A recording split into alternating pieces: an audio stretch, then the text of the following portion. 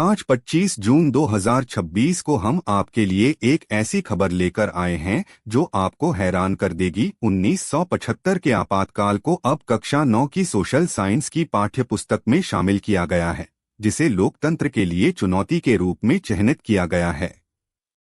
यह घटना 47 साल पुरानी है, लेकिन इसका महत्व आज भी बरकरार है, क्योंकि यह हमारे देश के इतिहास में एक महत्वपूर्ण मोड़ को दर्शाती है।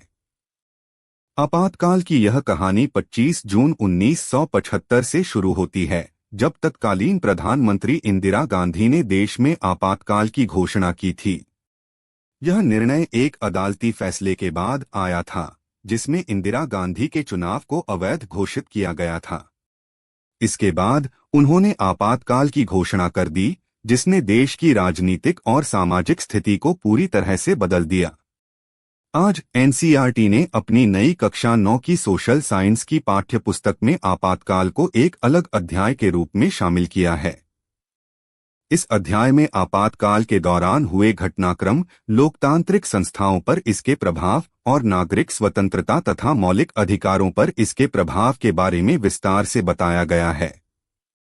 यह अध्याय 1975 के आपातकाल को लोकतंत्र के लिए चुनौती के रूप में चिह्नित करता है, जो कि एक महत्वपूर्ण और सोच वाला मुद्दा है।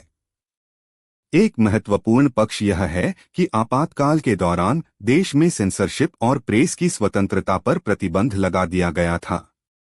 यहां तक कि विपक्षी दलों और नेताओं को भी जेल में डाल दिया गया था। इस दौरान जयप्रकाश नारायण जैसे नेताओं ने आपातकाल के खिलाफ आंदोलन का नेतृत्व किया था, जिसने देश की जनता को एकजुट किया था।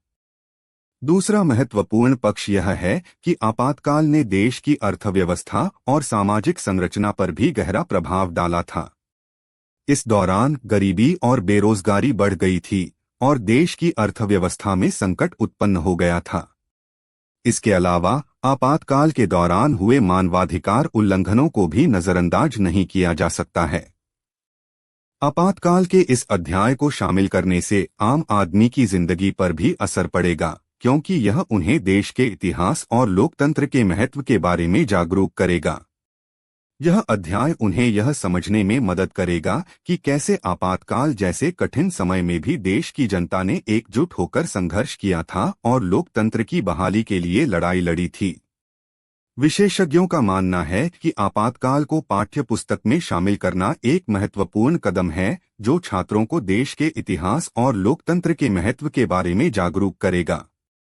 डॉक्टर जितेंद्र सिंह, एक इतिहासकार, का कहना है कि आपातकाल का अध्याय छात्रों को यह समझने में मदद करेगा कि कैसे लोकतंत्र और स्वतंत्रता की रक्षा के लिए संघर्ष किया जा सकता है।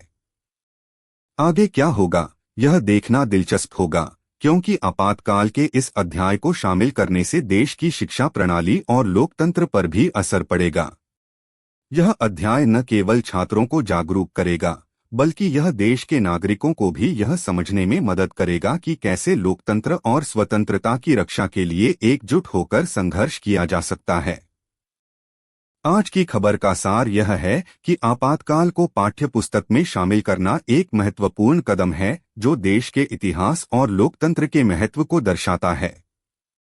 यह अध्याय न केवल छात्रों को जागरूक करेगा, बल्कि यह देश के नागरिकों को भी यह समझने में मदद करेगा कि कैसे लोकतंत्र और स्वतंत्रता की रक्षा के लिए एकजुट होकर संघर्ष किया जा सकता है। आप क्या सोचते हैं, क्या आपातकाल को पाठ्यपुस्तक में शामिल करना सही निर्णय है? अपने विचार हमें कमेंट में जरूर बताएं और हमारे चैनल को सब्सक्राइब करें ताकि आप हमारी आगामी खबरों से अपडेट रह सकें।